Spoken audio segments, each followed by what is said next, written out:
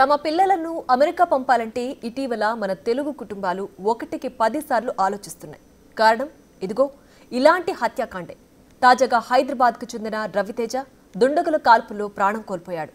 గత ఏడాది అర్ఫాత్, ఇప్పుడు రవితేజ. అంతకన్నా ముందు మరొక యువకుడు. అమెరికాలో ఏంటి వరుస హత్యాకాండ? యుఎస్లో హైదరాబాదీ మృతి. దుండగుల కాల్పుల్లో రవితేజ స్పాట్ డెడ్. మరణ వార్తతో కుటుంబ సభ్యుల ఆవేదన. మాస్టర్స్ పూర్తి చేసి ఉద్యోగాన్వేషణలో రవి. గతంలో అర్ఫాత్ అనే యువకుడి హత్య.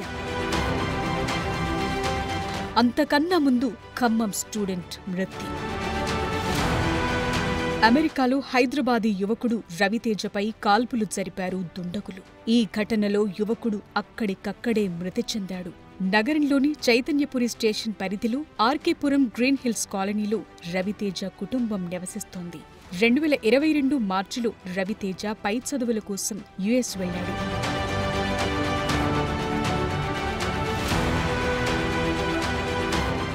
అమెరికాలో పెరుగుతోన్న గన్ కల్చర్తో మరో తెలుగు యువకుడు బలవటం ఇక్కడి వారికి తీవ్ర ఆందోళనకరంగా మారింది. ఉన్నత చదువులకు వెళ్లిన ఇలాంటి యువకుల ప్రాణాలు అమెరికాలో పోతుండడంతో తీవ్ర ఆవేదన వ్యక్తమవుతోంది.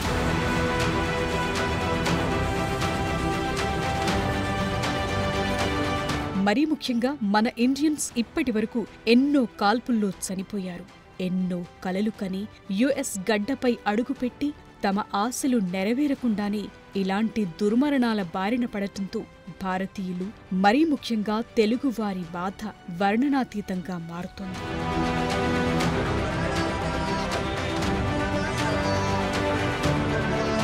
రవితేజ మాస్టర్స్ పూర్తి చేసుకుని ఉద్యోగాన్వేషణలో ఉన్నాడు. అమెరికా వాషింగ్టన్ ఏస్లో ఆదివారం రాత్రి రవితేజపై విచక్షణ రహితంగా కాల్పులు జరిపారు. తీవ్రంగా గాయపడ్డ రవి అక్కడికక్కడే మృతి చెందటం హృదయ విదారకంగా మారింది.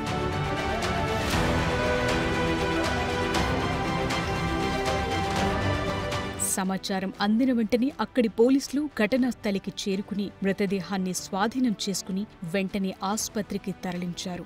అంతేకాకుండా రవితేజ కుటుంబ సభ్యులకు సమాచారం అందించారు. దీంతో రవితేజ కుటుంబం నివసించే ఆర్కేపురంలో విషాద ఛాయలు అలుముకున్నాయి.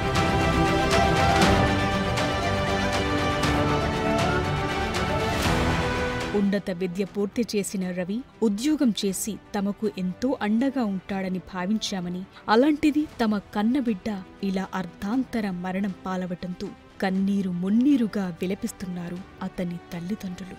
రవితేజ మృతదేహం స్వదేశానికి రప్పించేందుకు తగిన ఏర్పాట్లు చేస్తున్నారు అధికారులు.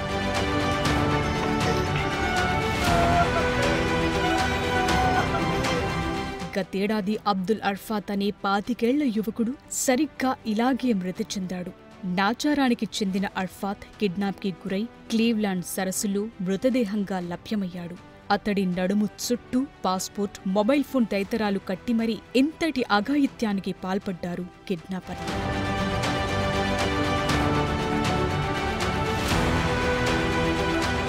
అంతకన్నా ముందు ఖమ్మం జిల్లాకు చెందిన ఒక యువకుడు తన మిత్రుడు పొరబాటున కాల్చిన గన్ పేలుడులో ప్రాణాలు కోల్పోయాడు. గన్ కల్చర్ అధికంగా ఉండే యుఎస్ వరకు చదువుకోవటానికి వెళ్లి ఇలాంటి అకాల మరణాలకు పాల్పడటంతో ఆ కుటుంబ ఆవేదన అంతులేనిదిగా మారింది. వారి కుటుంబం గతంలో ఎన్నడూ లేనంత విషాదాన్ని చవిచూసింది.